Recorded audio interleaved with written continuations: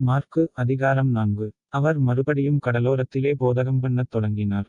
திரளான ஜனங்கள் அவரிடத்தில் கூடிவந்தபடியால் அவர் கடலிலே நின்ற ஒரு படவில் ஏறி உட்கார்ந்தார். ஜனங்களெல்லாரும் கடற்கரையில் நின்றார்கள். அவர் அநேக விசேஷங்களை உவமைகளாக அவர்களுக்குப் போதித்தார். போதிக்கிறபொழுது அவர்களுக்குச் சொன்னது: கேளுங்கள், விதைக்கிறவன் ஒருவன் விதைக்கப் புறப்பட்டான். அவன் விதைக்கையில் சில விதை வழியருகே விழுந்தது. ஆகாயத்துப் பறவைகள் வந்து அதைப் பட்சித்துப் போட்டது. சில விதை அதிக மண்ணில்லாத கற்பாறை நிலத்தில் விழுந்தது. அதற்கு ஆழமான மண்ணில்லாததினாலே சீக்கிரத்தில் முளைத்தது. வெயில் ஏறினபோதோ தீந்துபோய் வேரில்லாமையால் உலர்ந்து போயிற்று. சில விதை முள்ளுள்ள இடங்களில் விழுந்தது. முள் வளர்ந்து அது பலன் கொடாதபடி அதை நெருக்கிப் போட்டது.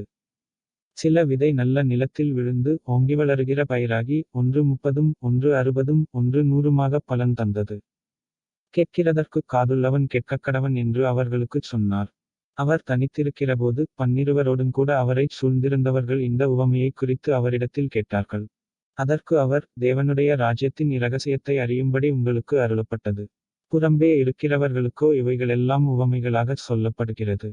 அவர்கள் குணப்படாதபடிக்கும் பாவங்கள் அவர்களுக்கு மன்னிக்கப்படாதபடிக்கும் அவர்கள் கண்டும் காணாதவர்களாகவும் கேட்டும் உணராதவர்களாகவும் இருக்கும்படி இப்படிச் சொல்லப்படுகிறது என்றார். பின்பு அவர் அவர்களை நோக்கி, இந்த உவமையை நீங்கள் அறியவில்லையா? அறியாவிட்டால் மற்ற உவமைகளையெல்லாம் எப்படி அறிவீர்கள்?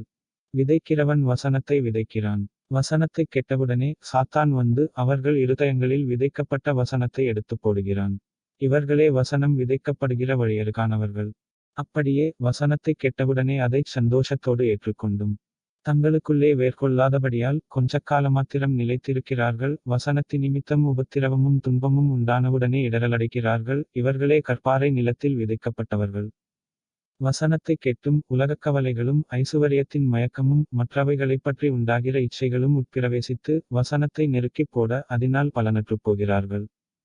இவர்களே முள்ளுள்ள இடங்களில் விதைக்கப்பட்டவர்கள். வசனத்தைக் கேட்டு ஏற்றுக்கொண்டு 1 30, 1 60, 1 100 பலன் கொடுக்கிறார்கள். இவர்களே நல்ல நிலத்தில் விதைக்கப்பட்டவர்கள் என்றார்.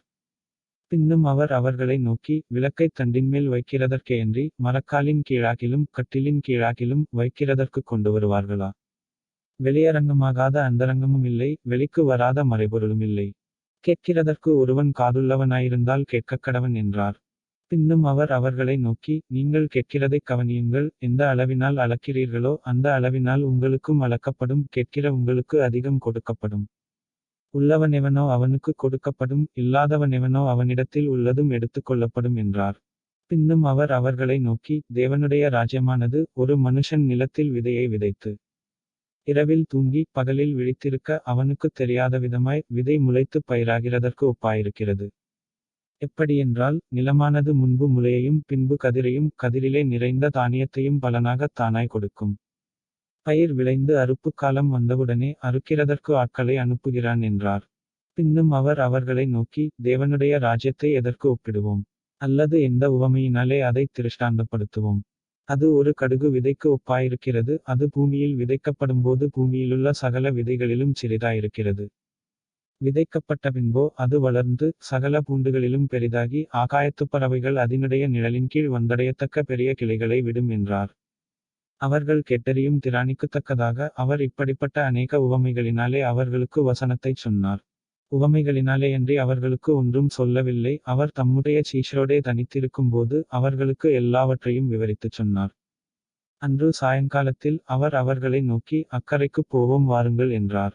அவர் ஜனங்களை அனுப்பிவிட்டு அவர் படவிலிருந்தபடியே அவரைக் கொண்டு போனார்கள். வேறே படவுகளும் அவரோடே கூட இருந்தது. அப்பொழுது பலத்த சுழல்காற்று உண்டாகி படவு நிரம்பத்தக்கதாக அலைகள் அதின்மேல் மோதிற்று. கப்பலின் பின்னணியத்தில் அவர் தலையணை வைத்து நித்திரையாயிருந்தார். அவர்கள் அவரை எழுப்பிப், போதகரே, நாங்கள் மடிந்து போகிறது, உமக்குக் கவலையில்லையா என்றார்கள். அவர் எழுந்து காற்றை அதட்டி கடலைப் பார்த்து, இறையாதே, அமைதலாயிரு என்றார்.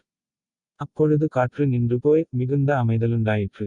அவர் அவர்களை நோக்கி, ஏன் இப்படிப் பயப்படுகிறீர்கள்?